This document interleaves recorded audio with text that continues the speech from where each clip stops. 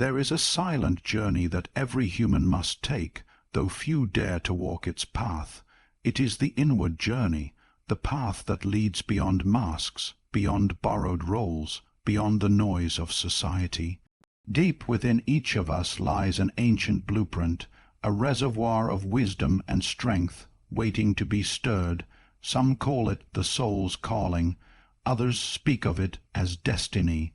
I call it the awakening of the inner archetype, the timeless patterns of power, courage, wisdom, and love that shape who we are meant to become.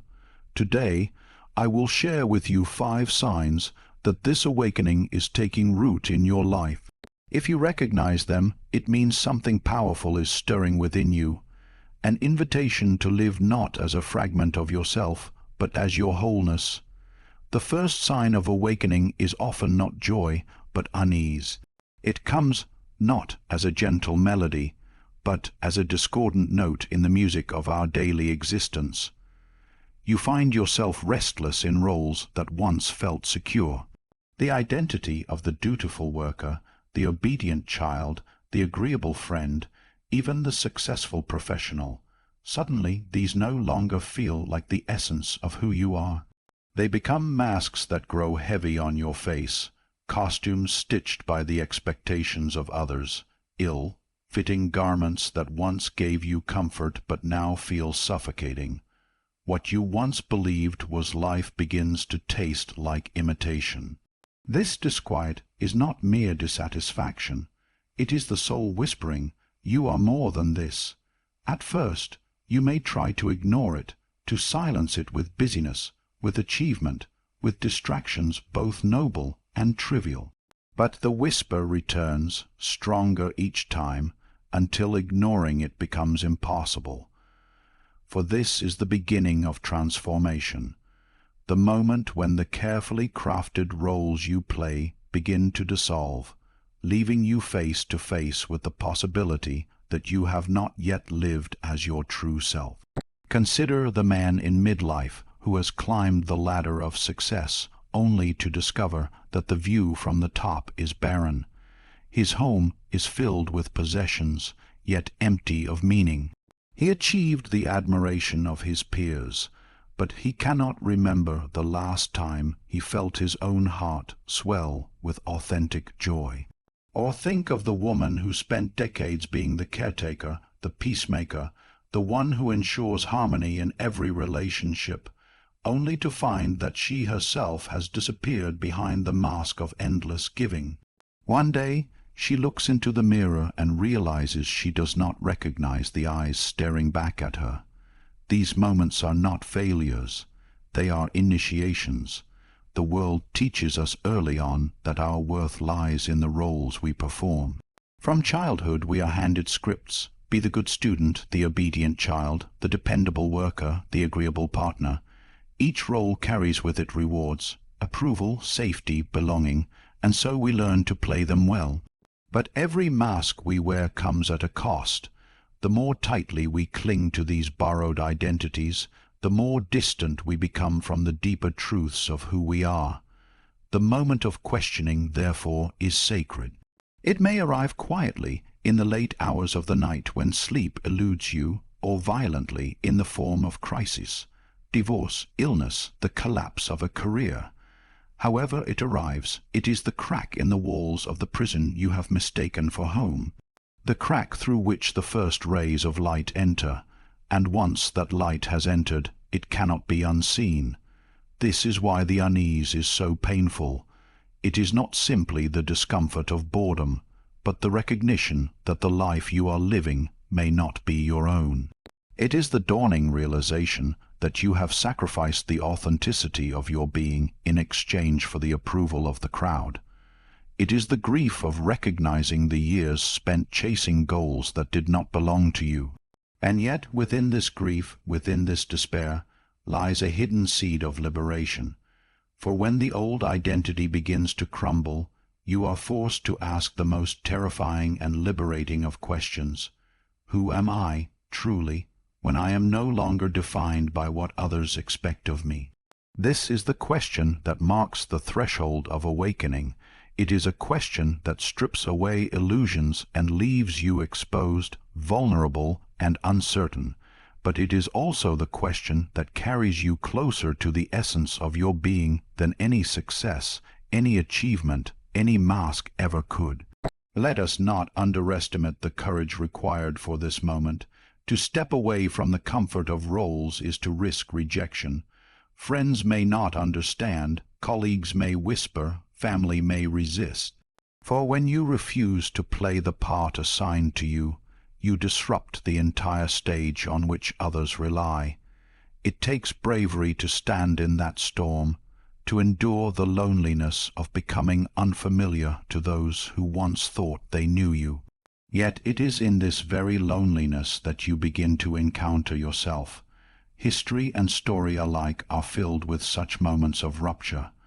The hero who leaves the village, the seeker who abandons the palace, the wanderer who turns away from comfort to pursue a deeper truth. These are not just myths of distant times. They are mirrors of the human journey. Each of us, in our own way, must step away from the stage of borrowed roles and enter the wilderness of the unknown. For only there can we discover the archetype stirring within us, the deeper pattern of our soul's purpose. And so, when you feel that restlessness, that gnawing dissatisfaction, do not dismiss it as weakness. Do not label it depression or midlife crisis and bury it under distractions. Instead, listen, lean into the disquiet. It is the drumbeat of your deeper self, summoning you. The very emptiness you feel is the space being carved out for something greater to emerge. The hollowing is not punishment, it is preparation. Think of the caterpillar. For a time it crawls the earth, bound to the leaf and the branch. But when the time of transformation comes, it enters the cocoon, a place of darkness and dissolution. In that darkness, the body it once knew dissolves entirely, reduced to a formless state. From the outside it appears as death, yet from within something extraordinary is forming. When the cocoon breaks, a new creature takes flight. This is the nature of questioning your roles. The life you once knew must dissolve so that the life you were born to live may begin. To awaken is to realize that you are not the mask, not the role, not the story others have written for you. You are the actor, the dreamer, the soul behind them. And once you see this truth, no power in the world can force you back into the costume of falsehood.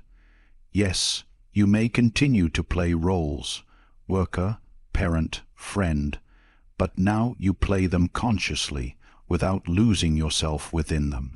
They become expressions of your essence, not cages that define you. The first sign, then, is the most disorienting, but also the most vital. It is the breaking of the shell, the shattering of illusion, the sacred discomfort that signals the birth of authenticity. If you are feeling it now, if your heart is restless, if your soul is whispering, if the roles you have worn feel heavy, take courage. The mask is slipping, yes, but behind it waits a face you have never truly seen before, and that face is your own. The second sign of awakening often comes in a language that does not speak to the rational mind, but to something older, something deeper. It comes as a pull, almost magnetic, towards symbols, images, and stories that carry a weight beyond explanation. You may find yourself captivated by the figure of the warrior, stirred by the vision of the healer, or drawn into the wisdom of the sage. Sometimes these images arrive in dreams, repeating like echoes across nights, as though insisting that you turn your attention toward them. Sometimes they appear in the outer world, on the pages of a book, in a film, in art, in the chance words of a stranger. However they come, they arrive not as coincidence, but as messengers from the unseen chambers of the psyche. The rational mind, trained to measure, to categorize, to dismiss anything not easily explained, will be tempted to wave them aside. But symbols are not accidents. They are the soul's alphabet, the way the inner world speaks when ordinary language fails. To encounter them is to receive a message from the deepest strata of your being. A story, a myth, a recurring image is not simply entertainment or imagination. It is a mirror of the human spirit, a reflection of a truth that lives inside you waiting to be recognized. Think of the one who dreams of fire again and again. At first it may seem random, even troubling, but beneath the surface the symbol carries ancient meaning. Fire is destruction, yes, but also renewal. It is the phoenix rising from ashes, the crucible in which what is old is burned away so that what is new may be born.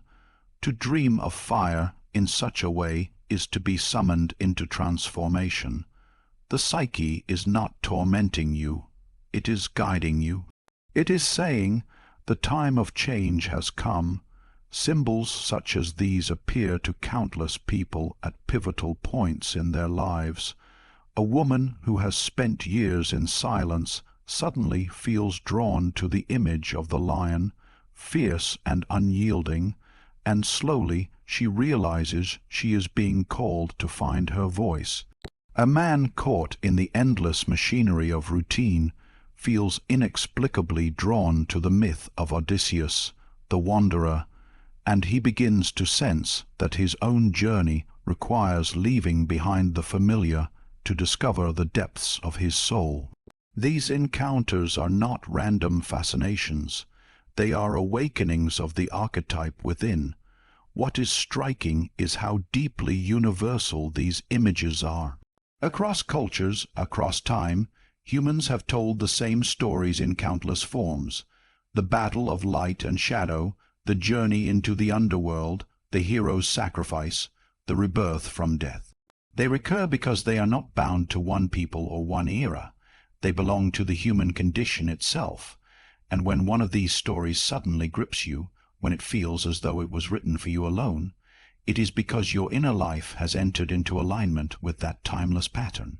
We live in an age that prides itself on science, on logic, on measurable truth, and yet how often do people confess that a story or a symbol touched them more deeply than any argument could? Why do we adorn our bodies with symbols, fill our homes with art, return to the same myths and films and songs again and again? Because they speak to a truth that is older than reason, a truth that does not live in the head, but in the heart and the gut. You may forget a fact you learned yesterday, but the image of a hero facing a dragon, or a mother embracing her child in sacrifice, stays with you for life. These are not distractions, they are guides. Imagine a young man overwhelmed by self-doubt. He stumbles upon the story of the warrior who stands against impossible odds, not because he believes he will win, but because the battle is his to fight. The young man sees himself in that warrior, feels something stir within him, and slowly begins to recognize his own courage. Or picture the woman haunted by grief who dreams of water rising around her, wave after wave, until she is forced to surrender to its depths. Though frightening, the dream is a gift. Water has always been the symbol of the unconscious, of the great womb of renewal. She is being asked not to resist her sorrow, but to let it transform her. Through these symbols, life is speaking to her soul. And so, when you find yourself inexplicably moved by a myth, a symbol, or an archetypal figure, do not dismiss it. Pay attention. It is not idle curiosity. It is your deeper self pressing against the surface, demanding recognition. The healer within you may awaken through the symbol of hands or light. The lover within you may call through stories of union and devotion. The sage within you may be stirred by dreams of ancient books or journeys into caves. Each symbol is a key, and each key opens a door to a part of your being that has long remained hidden. There is a profound comfort in this realization, for it reminds us that we are not wandering aimlessly in a meaningless world. There is pattern, there is order, there is a map etched into the very fabric of our humanity. When you are drawn toward a symbol, you are aligning yourself with that map. You are not inventing meaning, you are uncovering it. You are awakening to the reality that the myths of the ancients are not relics of the past, but living truths that pulse in your own blood. At times, this attraction can be overwhelming. You may wonder why you suddenly weep at the sight of a painting, why a line from a story lingers with you for days, why a dream image refuses to leave your thoughts. Do not be afraid. It is not madness, it is communication. The psyche does not waste energy. When it insists it does so for a reason. It is saying, look here, something essential waits for you in this image, in this story. Do not turn away. In many traditions, initiation into maturity or wisdom always required an encounter with myth and symbol. The young person was led through ritual, through story, through sacred images, so that they might see reflected back the archetype they were meant to embody. Though our modern world has abandoned many of these rites, the psyche has not abandoned us. It still sends its symbols, its myths, its stories, and if we are willing to listen, they will initiate us still. So when the warrior, the sage, the healer, or the lover begins to call to you through the fabric of dreams and the symbols of daily life, honor it. Do not brush it aside as fantasy, for it is your inner archetype rising, the eternal patterns of your soul declaring themselves alive within you. The symbol is the bridge between your conscious life and the vast, untapped depths of your being. When you feel its pull, it means that the eternal has begun to awaken in the temporal, that the ancient has stirred in the present, that the timeless image of who you are destined to be has begun to shine through. The third sign of awakening is not gentle. It comes as a storm, a rising tide of emotion that will not be contained. You may find yourself weeping at moments you cannot explain, anger boiling up from some long, forgotten place, a yearning in your chest for something you cannot name.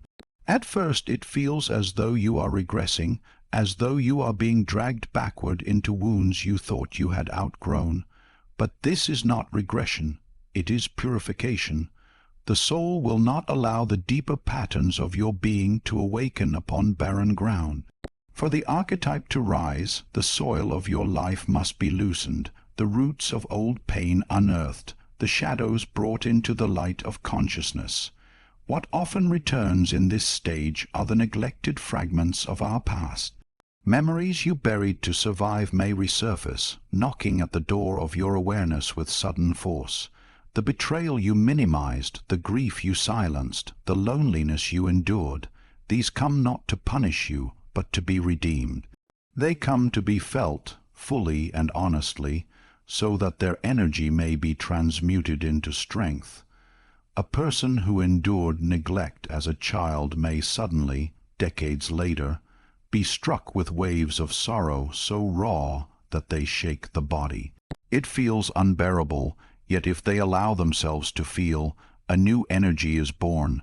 From this broken ground emerges the archetype of the nurturer, the protector, the guardian of tenderness.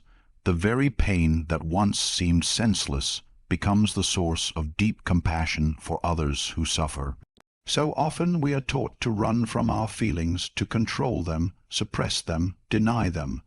We call anger inappropriate, grief inconvenient, longing impractical. But when we do this, we are not saving ourselves. We are burying ourselves alive. The truth is that what we do not face in ourselves does not disappear. It festers in silence, shaping our choices, poisoning our relationships, weighing down our spirit. When emotional intensity increases, it is not a sign that you are failing. It is a sign that the hidden places of your soul are finally demanding to be healed. It is important to remember that the archetype is not born from perfection, but from struggle. The warrior is not forged in comfort, but in battle. The healer is not awakened by a life free of wounds, but by walking through the valley of their own suffering. The lover is not defined by an absence of heartbreak, but by the willingness to remain open in the face of it. The sage is not crowned with wisdom because of unbroken certainty, but because they have endured confusion, darkness, and despair. Each archetype takes root in the soil of human pain, transmuting it into a force of meaning and strength. Imagine a woman who has endured betrayal. For years she numbed herself, refusing to feel the rage and grief that lay beneath. But when the signs of awakening stir within her, those emotions rise like a flood. She trembles with anger, she breaks with sorrow, and yet, as she allows these waves to pass through her, something unexpected happens. She begins to see clearly, to set boundaries she never dared before, to stand in her own dignity. From the ashes of betrayal, the archetype of the warrior emerges, fierce and unyielding.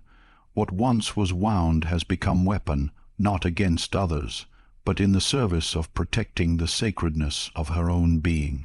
Or think of the man who spent his childhood unseen, overlooked, treated as though he did not matter.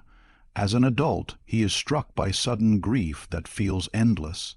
Yet, as he honors this grief, he discovers in himself a gift he did not know he possessed, the ability to notice others, to see into their pain, to offer presence and care where others cannot.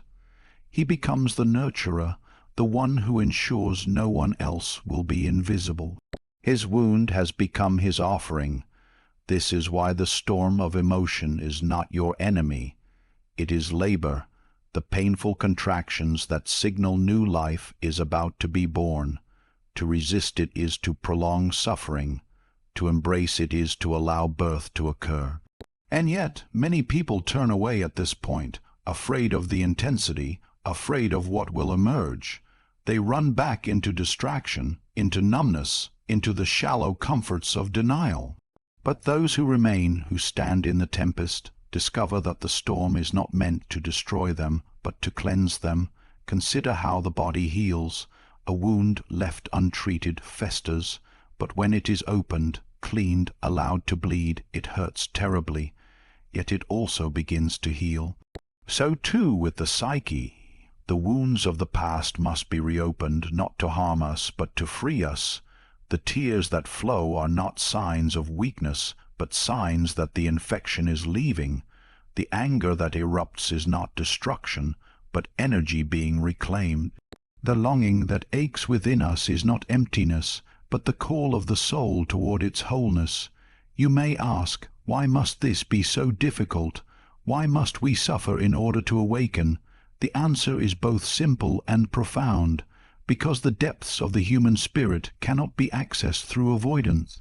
We do not find our strength by pretending to be unbroken. We find it by facing the truth of our brokenness and allowing it to be transformed. The archetype within you is not abstract. It is alive, and life demands truth. To awaken it is to strip away pretense and allow the rawness of your humanity to stand uncovered. Only then can the deeper patterns of meaning emerge, and when they do, you will know it. The grief that once drowned you will become the river of your compassion. The rage that once consumed you will become the fire of your courage. The longing that once felt unbearable will become the compass of your purpose. What once seemed like weakness will become the very ground of your strength. This is the alchemy of the soul, the transmutation of suffering into meaning, of wounds into wisdom. So if you find yourself in this place, if old memories are rising, if tears come unbidden, if anger surges or longing aches, do not despair. Do not think you are losing your way. You are, in fact, closer than ever to the truth of who you are. The storm is not punishment, it is initiation. It is the breaking open of the hardened shell around your heart, so that the archetype within you may finally breathe. And though it may hurt, though it may burn, though it may leave you trembling, it is the most trustworthy sign that you are on the path of awakening. for only through the storm can the new life emerge. The fourth sign of awakening is often the most mysterious, because it defies the categories of logic and reason that our culture clings to so tightly.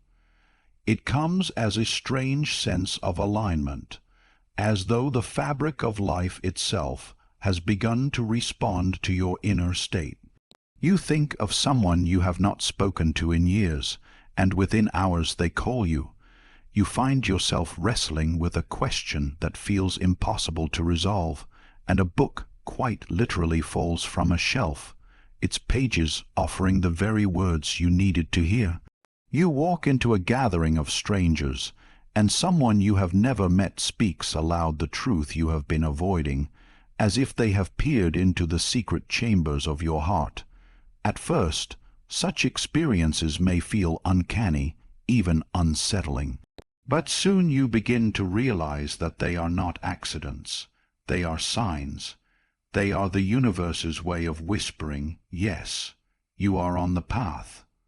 To those who live only by reason, these synchronicities will seem like chance, mere statistical probabilities dressed in romantic clothing. Yet when they begin to multiply, when they arrive with such timing and precision that they pierce the armor of skepticism, you cannot help but sense that something deeper is at work. The inner world and the outer world are no longer separate. They have begun to weave themselves together into a single tapestry. What you dream, what you long for, what you fear, begins to show itself in the patterns of the external world. And when you notice this, you realize that life itself is speaking to you. Take the example of someone standing at the threshold of a career change. They feel a stirring to leave behind the comfortable but lifeless path they have walked for years.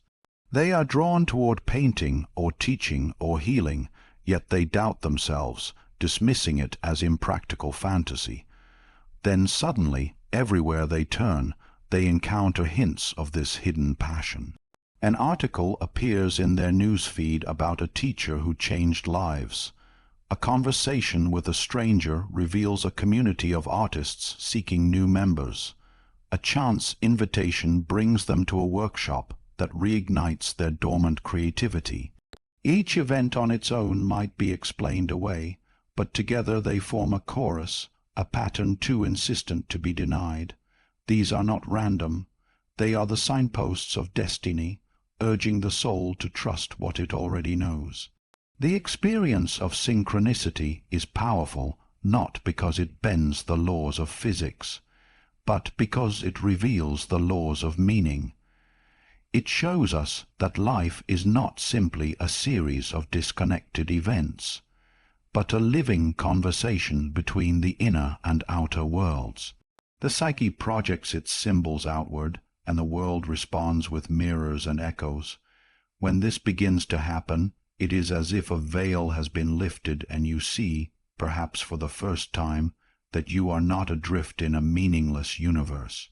You are part of a living pattern, a vast intelligence that speaks not in words but in the poetry of connection. Many people describe this period as feeling like the universe is winking at them. A song plays on the radio with lyrics that speak directly to the decision they are agonizing over. A line in a novel seems written for them alone. They wonder, how is it possible that life knows exactly what I need? The answer is not that life has suddenly changed, but that they have changed.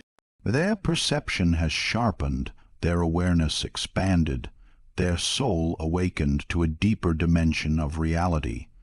They are finally listening, and so they hear what has always been speaking. This sense of alignment often brings a surge of courage. When you feel that life itself is conspiring to guide you, fear loses its grip. You realize you are not as alone as you thought. Even when the path ahead is uncertain, the synchronicities reassure you that you are moving in the right direction. It is like walking through a dark forest and finding, one by one, small lanterns lighting your way. You cannot see the destination, but you know with certainty that you are being led. It is important, however, to recognize that synchronicities are not to be controlled or manipulated. They do not appear on demand like machines dispensing certainty. They emerge when the inner self is in alignment with the deeper truth of the soul. They are invitations, not guarantees, encouragements rather than final answers. If you chase them as mere tricks of luck or attempt to bend them to your will, their magic dissolves. But if you honor them as sacred signs, if you receive them with humility and curiosity, they will continue to guide you. Stories of great lives are filled with such moments.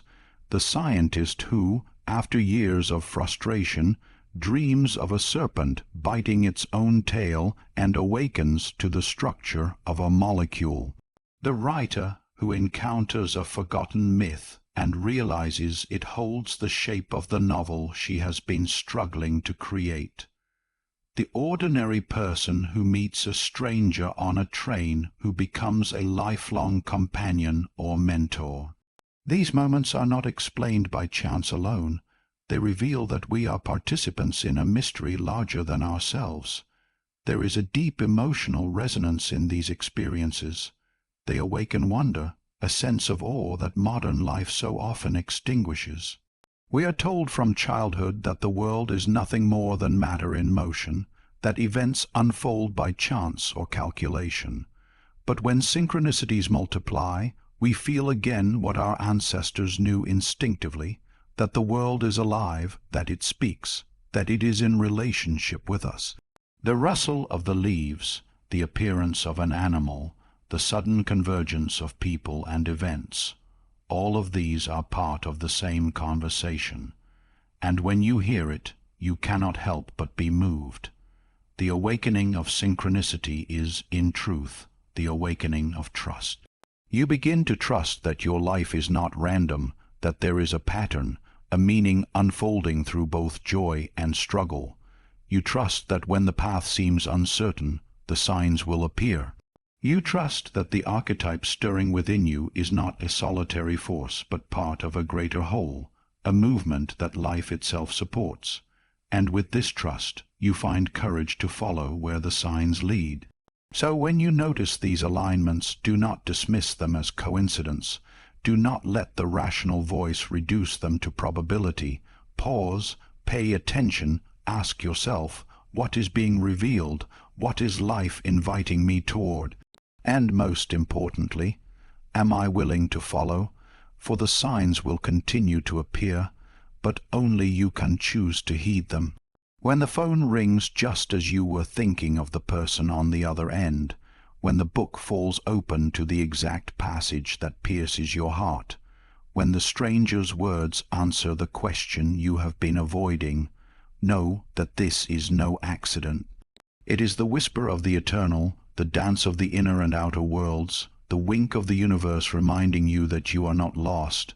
You are exactly where you are meant to be, and the path is unfolding before you, one synchronistic step at a time. The fifth and most powerful sign of awakening is the sudden clarity that your life is not merely your own, that you are not here simply to gather comfort, status, or possessions, but that your existence carries a weight beyond the individual self. What once satisfied you, the pursuit of recognition, the attainment of material security, the approval of others, begins to feel strangely hollow. You may still achieve these things, but they no longer quench the thirst within you. Instead, a yearning arises, deep and undeniable, the yearning to serve, to create, to heal, to build something enduring. It is not ambition in the usual sense, for ambition seeks to elevate the ego. This is different. It is a call, a summons from the depths of your being, that insists you participate in something greater than yourself. This is the voice of the archetype finally making itself heard. For within every human soul there is a sacred task, an eternal pattern seeking to express itself through the finite span of your life. The warrior is not content with survival alone. He is driven to protect what is sacred, to stand between the vulnerable and the forces that would destroy them. The sage cannot hoard knowledge for himself. He must share it, must guide, must illuminate the path for those who walk in darkness. The lover is not satisfied with superficial attachment. She seeks to unite, to heal divisions, to embody the truth that all life is bound together. The Creator cannot rest in imitation. He must shape new worlds, must give form to visions that have never before existed. Each archetype carries within it a sacred purpose, and when you awaken to it, your life gains a coherence it never before possessed. At first, this emergence of purpose may be disorienting. You may look at your current life and feel a profound mismatch. The career that once seemed promising now feels like a cage. The relationships that once brought comfort now feel shallow. Even the rhythms of daily life may strike you as foreign, as though you have been living someone else's story, and in truth you have been living the story imposed by culture, by family, by fear. But now a deeper story begins to reveal itself, a story written in the symbolic language of your soul. To awaken to purpose is to realize that you have been carrying within you all along the seed of a destiny that now demands to be lived. I recall the story of a man who spent decades climbing the ladder of corporate finance. By every external measure, he was successful. He had wealth, respect, the trappings of achievement, yet inside he felt a quiet despair. He could not escape the sense that his days were being wasted on numbers and profits that meant nothing to his spirit. Then, slowly, almost imperceptibly, the signs began to gather. He felt drawn toward the energy of young people, drawn to their questions, their hunger, their struggle. He began to volunteer with underprivileged youth, and something in him came alive. The emptiness that haunted him dissolved when he was in their presence. Eventually, he left behind his career entirely. "I was good at finance," he said, "but I was born to guide." His archetype had awoken, and once it had spoken, he could not return to silence. This is the nature of the call. It is not always convenient. It will not always align with the plans you have carefully constructed. In fact, it often arrives in direct opposition to them, demanding that you leave behind security for uncertainty, reputation for authenticity, comfort for sacrifice. And yet, when you heed it, a strange paradox occurs. What seemed like loss reveals itself as gain. What seemed like risk reveals itself as freedom.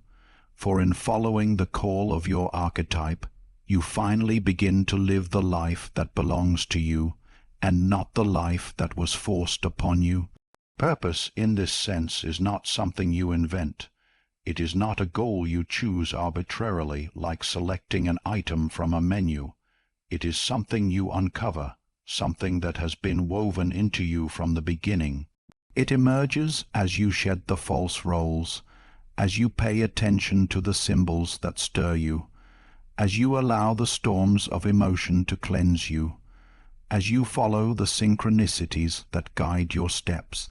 Slowly the fragments align, and you realize that all along your life has been pointing toward this one thing, this deeper task. The suffering you endured, the talents you cultivated, the symbols that haunted you, the chance encounters that shaped you, all were strands of a single tapestry. And now, at last, you can see the image it reveals. There is immense emotional power in this discovery. It is as though the confusion and restlessness of your life suddenly coalesce into a single, clear note. You understand, perhaps for the first time, why you are here. It may not be grand in the eyes of the world. Your purpose may not be to lead nations or to create masterpieces, but it will be grand in the eyes of your soul, because it is the task that only you can fulfill.